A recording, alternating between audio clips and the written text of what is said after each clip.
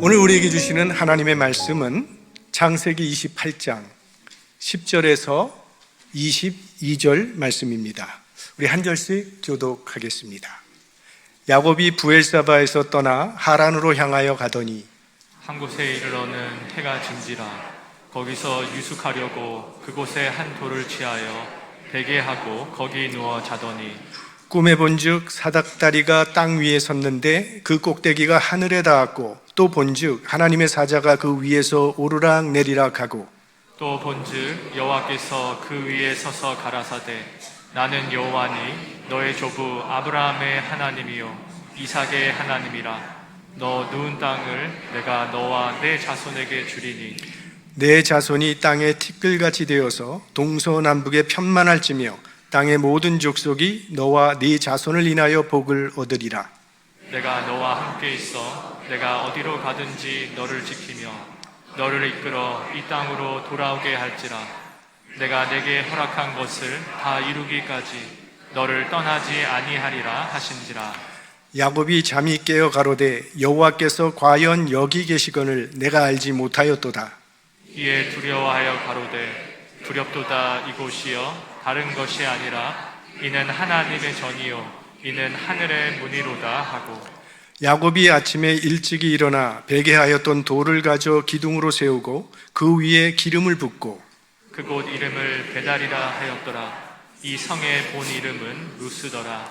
야곱이 서원하여 가로되 하나님이 나와 함께 계시사 내가 가는 이 길에서 나를 지키시고 먹을 양식과 입을 옷을 주사 나로 평안히 아비 집으로 돌아가게 하시오면 여호와께서 나의 하나님이 되실 것이요 다 같이요. 내가 기둥으로 세운 이 돌이 하나님의 전이 될 것이요 하나님께서 내게 주신 모든 것에서 10분 1을 내가 반드시 하나님께 드리겠나이다 하였더라. 아멘. 창세기 28장은 이제 야곱의 시대가 막을 올리는 그런 장면입니다. 우리가 살펴봤던 것처럼 야곱은 형을 속이고 아버지를 속여서 장자의 축복을 도적질 했습니다.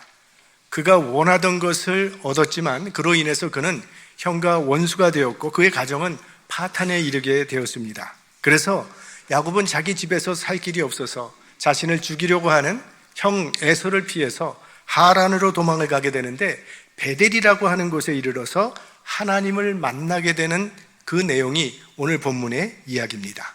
이후로 야곱에게 이 베델이라고 하는 것은 하나님과의 동행을 시작하는 신앙의 고향이 됩니다. 중요한 순간을 만날 때마다 이 베델의 하나님을 신앙의 좌표로 삼아 살아갑니다. 그래서 오늘 이 베델의 사건은 야곱의 생애 한 획을 긋는 매우 중요한 그런 사건이 됩니다. 야곱이 살던 브엘세바에서 하란까지는 800km나 되는 먼 길인데 그런 멀고 험한 길을 혼자 간다고 하는 것은 대단히 위험한 일이었습니다. 왜냐하면 그 당시에는 오늘처럼 여관이 있는 것이 아닙니다. 휴게소가 있거나 식당이 있는 것도 아니고 또 어느 쪽으로 가라는 방향을 가리키는 사인판이 있던 것도 아닙니다. 게다가 가다가 강도떼를 만나게 되면 갖고 있던 물건 다 뺏기는 거는 뭐 두말할 나위도 없고 목숨까지도 빼앗기는 일이 다반사입니다. 그래서 절대로 이런 먼 길은 혼자 가지 아니하고 그룹으로 함께 가야 안전을 유지할 수 있던 그런 시절입니다. 그런데 오늘 야곱은 혼자 그 위험한 사막길을 가야 했습니다. 그러니 얼마나 두렵고 얼마나 무서웠겠습니까? 지금까지는 어머니의 품에서만 지내던 이 야곱에게 일생일대의 위기가 찾아온 것입니다. 브엘세바를 떠나서 한 100km 갔을 때 베델이라는 곳에 이르렀을 때 이제 더 이상을 갈 수가 없고 너무나도 피곤하고 지친 야곱은 들판에서 돌베개를 삼아 잠을 청하게 되었습니다. 잠이 왔겠습니까? 여러 가지 생각들이 그의 머리를 스쳤을 것입니다. 아마 야곱이 많은 생각을 했을 것이라고 생각을 합니다. 혈육이라고는 쌍둥이로 태어난 형 에서밖에 없는데 그런 형의 장자권을 배고픔을 틈타서 빼앗아 버린 자신이 부끄럽다는 생각도 했을 것입니다. 앞도 제대로 보지 못하는 그 나이 많은 아버지를 교활하게 속여서 축복을 가로챈 자신의 모습에 혐오감도 느꼈을 것이라고 생각합니다. 그런데도 자기에게 하란으로 가는 길을 자세히 가르쳐 주면서 머리에 안수하고 축복 기도까지 해주면서 눈물을 흘리며 자기를 보내주던 그 아버지를 생각할 때 죄책감도 많이 느꼈을 것이라고 생각을 합니다. 이런 처참한 심정이 되었을 때 오늘 하나님께서 야곱을 찾아오셨습니다. 가장 연약하고 암울한 상황에 처한 이 야곱을 하나님이 찾아오시고 만나주신 것입니다. 야곱 자기의 힘으로는 아무것도 할 수 없고 아무도 도와줄 사람이 없는 그 패배의 자리에서, 그 후회의 자리에서, 그 전참한 자리에 오늘 하나님께서 찾아오신 것입니다. 하나님은 우리 마음이 가난해질 때 찾아오십니다. 내가 했던 계획이 무너지고 건강이 무너지고 사업이 무너지고 인간관계가 무너지고 모든 것을 다 잃었을 때, 그래서 우리의 심령이 낮아진 그때가 하나님이 내 인생에 찾아오시는 그런 시간입니다. 내 힘으로는 아무것도 할 수 없다고 여겨지는 바로 그 자리가 은혜에서 가장 가까운 자리입니다. 그래서 예수님께서 말씀하시기를 심령이 가난한 자는 복이 있나니 천국이 저희 것이며, 우리가 성경을 보면 예수님을 가까이 따랐던 사람들이 어떤 사람들이었는지를 알 수 있습니다. 무엇인가 도움이 필요했던 약자들이 예수님을 따랐습니다. 자기 힘으로는 할 수가 없는 누군가의 도움이 필요한 그런 사람들이 예수님을 따랐습니다. 탕자가요, 아버지 집을 재산을 갖고 떠났다가 만약에 정말 사업에 크게 대박이 터져서 성공을 했다면 그는 절대로 아버지 집에 돌아오지 않았을 겁니다. 그런데 실패해서 심령이 가난해졌기 때문에 그는 아버지 집에 돌아왔던 것이죠. 모세는 그 왕자의 자리에 있던 사람이 저 미디안 광야의 목동의 자리로 떨어졌을 그때에 그는 가시달기 나무에서 하나님을 만났습니다. 그러니까 연약해진 것이 꼭 불행만은 아닙니다. 가난한 심령이 되어서 주님을 더 가까이 할 수 있다면 약함과 부족함이 오히려 복이 될 수 있습니다. 우리들도 우리 주님을 갈망하며 찾는 가난한 심령이 되어서 하나님의 임재를 경험할 수 있는 그런 은혜가 우리에게 임하게 되기를 바랍니다. 야곱의 심령이 가난해질 대로 가난해졌을 때 하나님께서 이제 꿈 가운데 야곱에게 나타나셨습니다. 꿈에 본즉 사닥다리가 땅 위에 섰는데 그 꼭대기가 하늘에 닿았고, 또 본즉 하나님의 사자가 그 위에서 오르락 내리락 하고. 지금 야곱은 꿈에 하늘과 땅을 연결하는 사닥다리를 보았습니다. 하늘과 땅이 사다리를 통해서 연결되어 있는 것을 보았습니다. 야곱은 자기 혼자밖에 없다고 생각하고 있었는데 하늘에 계신 그 하나님과 야곱이 연결되어 있다는 것을 지금 하나님께서 환상으로 그에게 보여주고 계신 것입니다. 지금까지 야곱은 땅의 방식으로 살아왔던 사람입니다. 약육 강식, 적자 생존의 방식으로 인생을 살아왔던 사람이 야곱인데, 그런 야곱에게 오늘 하나님께서 하늘의 방식을 가르쳐 주시는 겁니다. 즉 하늘로부터 자원을 공급받아 살아가는 새로운 관계가 지금 야곱 앞에 열리고 있는 것입니다. 땅과 하늘이 떨어져 있는 것이 아니라 땅과 하늘이 사닥다리로 연결되어서 그 하늘의 공급을 받아서 이 땅을 살아가는 새로운 삶이 있음을 야곱에게 가르쳐주고 계신 것입니다. 사실 우리 그리스도인들의 삶은 참 독특한 삶의 방식을 가지고 있습니다. 그리스도인들은 위를 바라보며 삽니다. 삶의 목적도 위에 두고 살아갑니다. 삶의 보람도 위로부터 얻습니다. 삶의 기쁨과 보람과 삶의 목적, 삶의 의미를 다 위에서부터 얻는 사람이 그리스도인들입니다. 이 땅을 살아가는 능력도 위로부터 없죠. 때로 우리 가정에 문제가 옵니다. 내 사업에 문제가 오고 인간관계에 문제가 오는데 그리스도인들은 이 땅의 문제들을 위에서부터 해결해 나가는 그런 삶의 방식을 가지고 우리는 살아가고 있다는 것입니다. 그런데 그런 삶은 땅과 하늘을 연결시켜주는 사다리가 있기 때문에 가능한 것입니다. 그렇다면 이 사다리는 무엇을 의미하는 것이겠습니까? 신약에 오시면 예수 그리스도께서 나다니엘이라고 하는 사람에게 이런 말씀을 하셨습니다. 우리 한번 같이 읽어보겠습니다. 가라사대 진실로 진실로 너희에게 이르노니 하늘이 열리고 하나님의 사자들이 인자 위에 오르락 내리락 하는 것을 보리라 하시니라. 자, 오늘 본문이 있는 창세기에는 하나님의 사자가 사닥다리 위에서 오르락 내리락 하고 있다라고 했는데, 요한복음을 보면 하나님의 사자들이 어디 위를 오르락 내리락 한다고 합니까? 인자 위에 오르락 내리락 하고 있다, 이렇게 얘기하고 있습니다. 인자는 예수님이 자신을 가리켜 즐겨 쓰시던 단어입니다. 인자란 사람의 아들, 인간으로 오신 그리스도를 말하는 것입니다. 그러니까 예수 그리스도가 하늘과 땅을 연결시켜주는 사닥다리라는 그런 말씀이죠. 인간은 절대로 하늘에 닿을 수 없는 존재입니다. 오직 예수 그리스도만이 하나님과 인간 사이를 연결하는 사다리가 되시고 우리를 하나님의 나라로 들어가게 하는 구세주가 되신다는 것입니다. 우리는 죄인이므로 하늘에 닿을 수가 없고 하나님 앞에 우리는 절대 닿을 수가 없습니다. 그래서 예수 그리스도께서 십자가라고 하는 사다리를 통해서 하나님과 우리를 연결시켜 주신 것입니다. 그래서 예수 그리스도로 말미암아 우리가 하나님의 은혜의 보좌 안으로 들어갈 수 있는 은혜를 있게 되온 것이고, 그 하나님의 능력과 지혜가 그리스도인들에게 부어질 수 있게 된 것입니다. 그리스도인이 된다는 것은 우리가 땅에 있지만 하늘에 있대요. 하늘의 공급을 누리면서 살아가는 사람이 되는 것입니다. 그게 신약성서의 사도행전에 나와 있는 예수 그리스도의 제자들의 삶이었고, 바로 그런 삶이 이 세상을 변화시키는 힘이 되었던 것입니다. 자, 하나님께서 이제 환상 가운데 나타나셔서 이렇게 야곱에게 말씀하십니다. 또 본즉 여호와께서 그 위에 서서 가라사대 나는 여호와니 너의 조부 아브라함의 하나님이요 이삭의 하나님이라.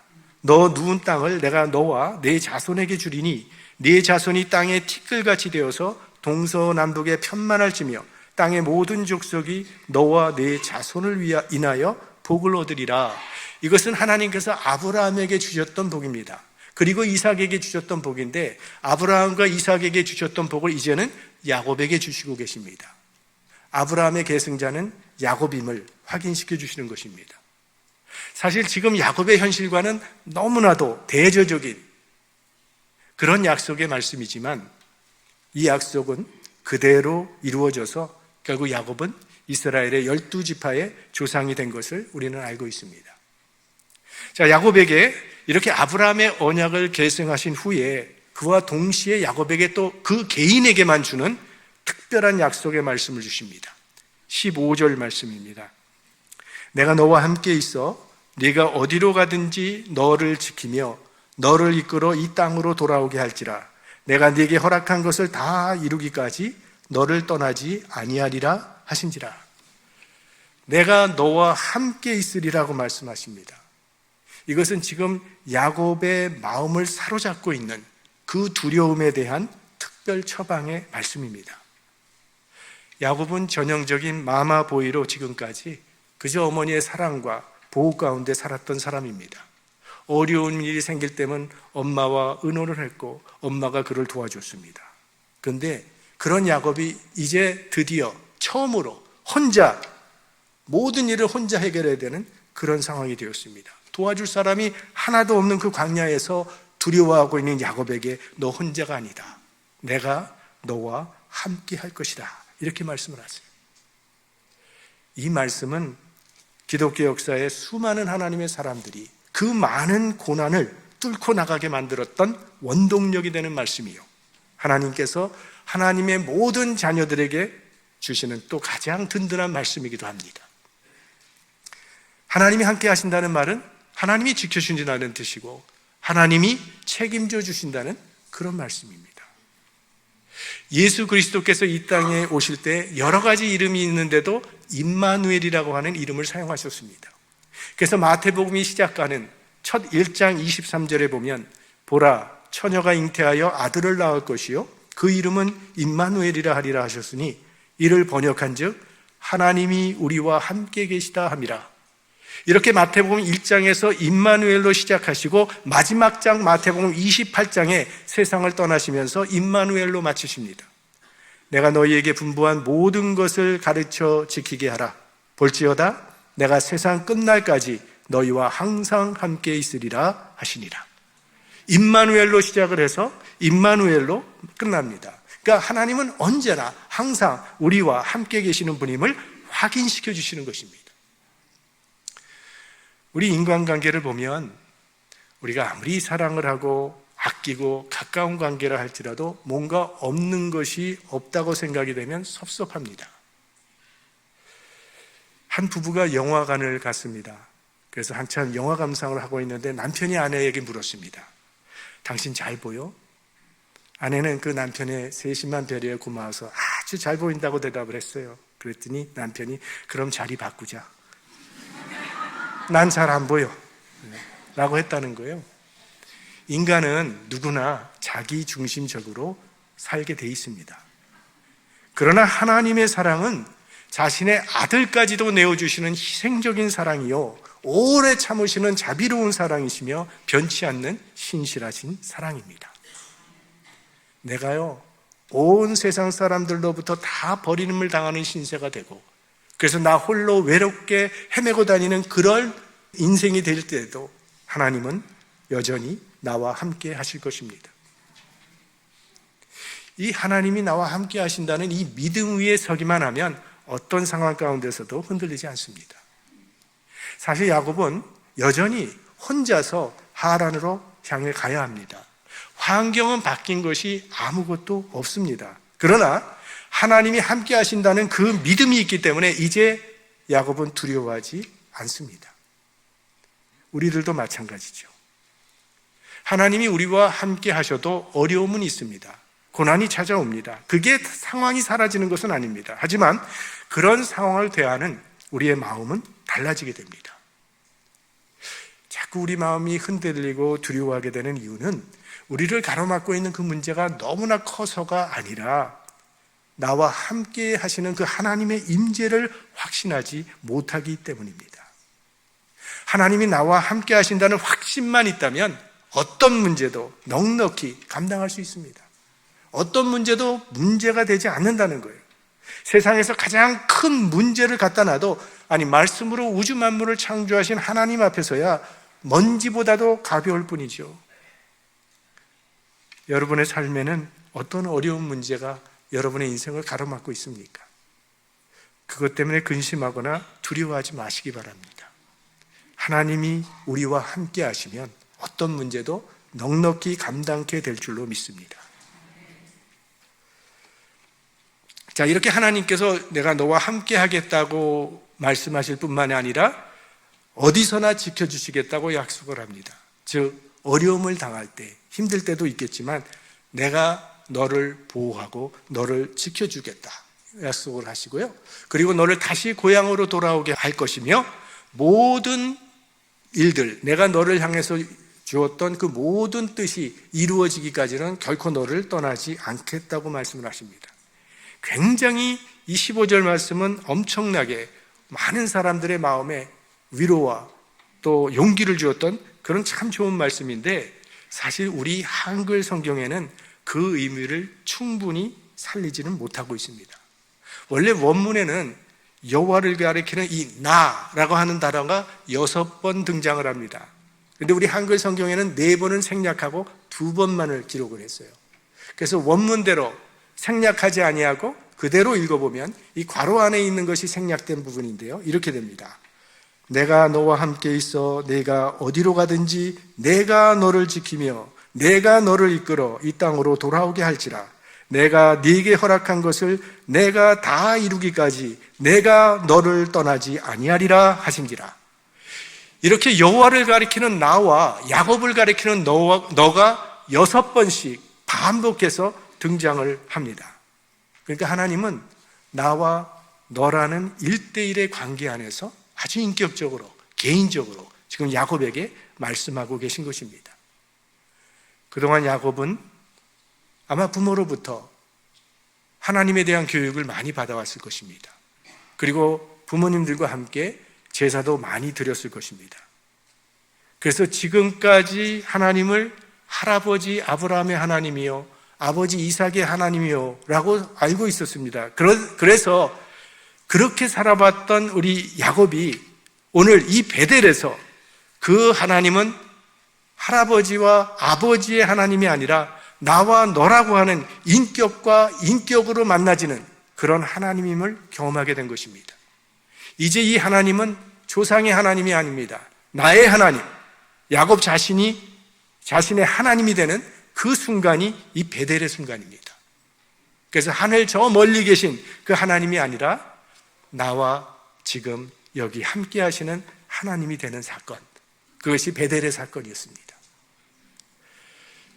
제 친구의 외삼촌이 목사님이신데요, 이 목사님은 한국에서 굉장히 일찍 오셨기 때문에 하버드 신학교에서 신학을 졸업하시고 미국 교회에서 목회를 해오셨습니다. 그러다가 매주 이제 설교를 하시면서 그렇게 목회를 하시다가 어느 날 예수 그리스도를 인격적으로 만나게 된 거예요. 그러니까 신학교에서 배우던 그 하나님이 아니라 인격적으로 자기를 찾아오신 그 하나님을 만나게 된 겁니다.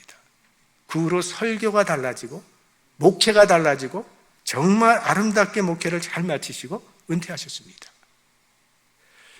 부모가 말하는 하나님, 목사가 말하는 하나님, 내가 존경하는 어떤 사람이 말하는 그런 하나님이나 교회 지체들이 말하는 그런 하나님이 아니라 인격과 인격으로 하나님을 경험하는 이 베델의 사건이 여러분의 삶 가운데도 있으시기를 축원합니다.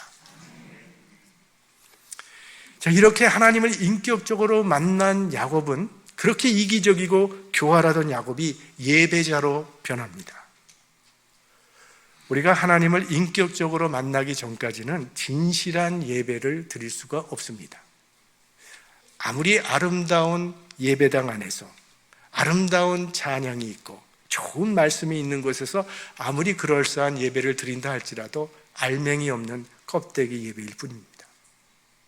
이 세속적이던 야곱을 오늘 예배자로 세운 것은 하나님과의 인격적인 만남, 이 베델의 사건이 있었기 때문입니다. 우리 인간이 하나님을 찾아 나가는 것이 예배라고 생각하기가 쉬운데 예배는 인간이 하나님을 찾아가는 행위가 아닙니다. 하나님이 먼저 자신을 계시하지 않는 한 인간은 하나님을 찾을 수도 없고 하나님을 예배할 수도 없는 그런 존재입니다. 오늘 우리들이 하나님을 예배하고 있는 이유는 하나님께서 우리의 삶에 찾아오시고 우리를 만나 주셨기 때문입니다. 하나님께서 우리를 찾아오셔서 우리를 만나 주시고 우리에게 구원을 허락하시는 그 은혜를 베풀어 주셨기 때문에 그 하나님의 은혜와 사랑의 반응으로 예배하고 있는 것이죠. 그러니까 하나님은 언제나 먼저 우리를 찾아오십니다. 오늘도 하나님은 우리를 찾아오십니다.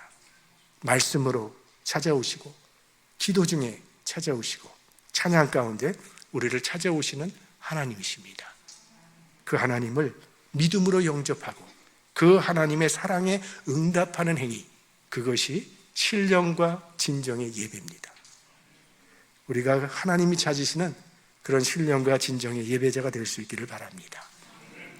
16절 말씀을 보면 야곱이 잠이 깨어 가로되 여호와께서 과연 여기 계시거늘 내가 알지 못하였도다. 하나님을 만난 야곱은 내가 누워있던 이 자리가 하나님이 계신 자리구나 라고 일어나서 하나님께 예배를 드렸습니다. 비로소 하나님께서 그곳에 계심을 깨달았다는 것인데 사실 하나님은 항상 야곱 곁에 계셨지만 야곱이 깨닫지 못하고 있었던 것이죠. 그런데 베델에서 하나님께서 야곱의 영안을 열어주심으로 하나님이 이곳에 나와 함께 계시다는 것을 깨닫게 된 것입니다. 하나님은 어디나 계십니다. 우리는 하나님을 떠날 수도 없고 하나님으로부터 숨을 수도 없습니다. 언제 어디서나 하나님 앞에 있는 존재입니다. 문제는 우리가 그걸 잊어버리고 산다는 데 있죠. 하나님 앞에 있으면서도 하나님이 다 보고 계신데도 그거 잊어버리고 멋대로 생각하고 멋대로 행동하는 우리죠. 우리는 항상 하나님 앞에서 살아가고 있는 존재라는 사실 잊지 말아야 합니다. 그것이 우리 영성에 매우 중요한 출발점이 됩니다. 하나님 앞에 서 있는 존재. 계속해서 17절 말씀에 이에 두려워하여 가로되 두렵도다 이곳이요 다른 것이 아니라 이는 하나님의 전이요 이는 하늘의 문이로다 하고, 야곱은 자신이 서 있는 이곳이 하나님의 전이라고 말해요. 성전이라고 그렇게 말합니다. 지금 야곱이 있는 곳은 허허 벌판인데 그저 돌멩이 하나 가져다가 베개 삼아서 하룻밤 잤던 그곳을 야곱은 성전이라고 말합니다. 맞습니다. 하나님의 계신 곳이 성전이죠. 여러분의 가정에 하나님이 거기 계시다면 그 가정은 성전이고, 여러분의 일터에 하나님이 계시다면 성전입니다. 우리도 성전입니다. 우리 속에 하나님이 계시기 때문입니다. 우리가 지금 앉아있는 이곳은 예배당입니다. 예배당은 예배를 드리는 장소라는 뜻입니다. 성전은 우리 자신이에요. 그러므로 우리가 가는 곳은 어디나 거룩한 성전이 되도록 살아야 합니다. 18절과 19절 말씀을 보겠습니다. 야곱이 아침에 일찍이 일어나 베개하였던 돌을 가져 기둥으로 세우고 그 위에 기름을 붓고 그곳 이름을 베델이라 하였더라. 이 성의 본 이름은 루스더라. 야곱은 아침에 일찍이 일어나자마자 돌베개를 기둥으로 삼아서 단을 쌓고 예배를 드렸습니다. 그리고 그곳 이름을 베델이라 불렀습니다. 베델이라고 하는 뜻은 하나님의 집, 하나님이 계신 곳이라는 그런 의미의 이름을 지었습니다. 그리고 자신을 찾아와 만나주시고 동행하실 것을 약속하신 그 하나님께 서원을 마지막으로 올려드립니다. 예배 속에는 사실 하나님을 향한 결단이 있어야 되고 서원이 있어야 합니다. 결단과 서원이 없는 예배는 사실은 무의미한 예배입니다. 오늘 20절 이하에 야곱의 서원이 나오는데 세 가지를 하나님께 서원을 합니다. 하나님을 자신의 하나님으로 섬길 것이라고 서원하고, 하나님의 전을 세울 것이라고 서원을 하고, 마지막으로 11조를 드리겠다고 그렇게 서원을 합니다. 이렇게 하나님의 은혜에 감격할 줄 알고, 그래서 그 하나님께 결단하며 하나님께 서원한다고 하는 것은 참으로 아름다운 마음입니다. 물론 서원을 해놓고 지키지 못하면 문제가 되겠지만, 그렇다고 서원도 못 해보는 신앙인은 더 문제라고 생각을 합니다. 서원이 없는 그리스도인들은 부담감 없이 살아갈 수는 있겠지만 신앙 성장도 기대하기가 어렵습니다. 서원, 잘만 하면 하나님께 영광이 되는 것이고 우리의 신앙에 큰 유익이 있는 것이 또 서원입니다. 지금 우리는 사순절을 지내고 있습니다. 예전같이 않게 요즘에는 사순절을 그렇게 많이 지키지는 않지만, 그러나 우리 기독교 절기의 가장 경건한 이 절기인 사순절에 내가 어떤 좋은 신앙의 목표를 세워놓고 그걸 지키려고 하는 그 노력은 우리 하나님께서 기뻐하시는 아름다운 헌신이 될 것입니다. 마지막으로 오늘 야곱이 이렇게 서원을 했는데, 이 야곱의 서원에 대해서는 학자들 간에 좀 논란이 있습니다. 한 부류의 학자들은 이 야곱의 서원을 아주 긍정적으로 해석을 합니다. 만난 그 하나님의 은혜를 감격해서, 그 은혜에 감사해서 참 진실하게 지금 야곱이 하나님께 서원한 것이다, 이렇게 긍정적인 해석을 하는 한 부류의 학자가 있는가 하면, 또 다른 부류의 학자는 그렇게 해석을 하지 않습니다. 물론 야곱이 지금 베델에서 하나님을 만나서 새로운 인생이 시작되고 있는 것은 사실이지만 야곱은 여전히 야곱이라고 보는 견해가 있습니다. 그 이후로 21절 말씀이 나오는데요, 나로 평안히 아비 집으로 돌아가게 하시오면 여호와께서 나의 하나님이 되실 것이요. 여기 나오는 그 하시오면이라고 하는 이 단어를 문제로 삼습니다. 이 부분이 하나님과 흥정하는 장사꾼과 뭐가 다름이 없다는 그런 이야기죠. 하나님이 저에게 약속을 하셨죠. 하나님 나와 함께 하실 것이고 나를 지키며 보호해 주실 것이며 나를 고향으로 돌아오게 하시고 모든 것을 이룰 때까지 떠나지 아니하실 것이라고 하신 그 하나님의 말씀을 지키시면 하고, 만일이라는 이런 조건을 제시하고 있기 때문에 그러면 나도 이렇게 하겠습니다, 이거는 그렇게 바람직한 좋은 서원이라고는 볼 수 없다라고 해석을 하는데, 저는 이 후자의 견해에 동의합니다. 야곱이 베델에서 하나님을 만나는 은혜의 경험을 했지만 그 후로 20년 동안 그가 외삼촌 라반의 집에서 살아가는 삶의 모습을 보고, 그리고 그가 가나안에 돌아온 이후에 그의 삶의 모습을 보면 야곱은 아직도 온전한 변화를 이루지 못한 사람이라는 것을 우리는 발견하게 될 것입니다. 예수 믿는다고 사람이 당장 변하지는 않습니다. 아주 천천히, 더디게, 아주 실망스럽게 그렇게 천천히 이루어지기 때문에 그런 자신의 모습이 실망스럽고 한심하기도 하지 않습니까? 야곱은 하나님의 은혜를 받았지만 여전히 많은 변화가 필요한 그런 사람이었습니다. 그러나 결국 하나님은 그런 야곱을 마침내 이스라엘로 변화시키셨습니다. 이 사람을 변화시키는 힘의 원천은 하나님께 있습니다. 여기에 우리의 소망도 있는 것입니다. 마지막으로 우리 빌립보서 1장 6절 말씀 우리 다 같이 한 목소리로 읽겠습니다. 너희 속에 착한 일을 시작하신 이가 그리스도 예수의 날까지 이루실 줄을 우리가 확신하노라. 연약한 우리 속에 하나님께서 선한 역사를 시작하셨습니다.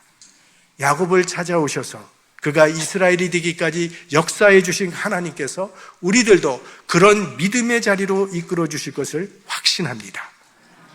야곱과 함께 하셨던 이 베델의 하나님이 여러분의 하나님이 되시기를 주의 이름으로 축원합니다.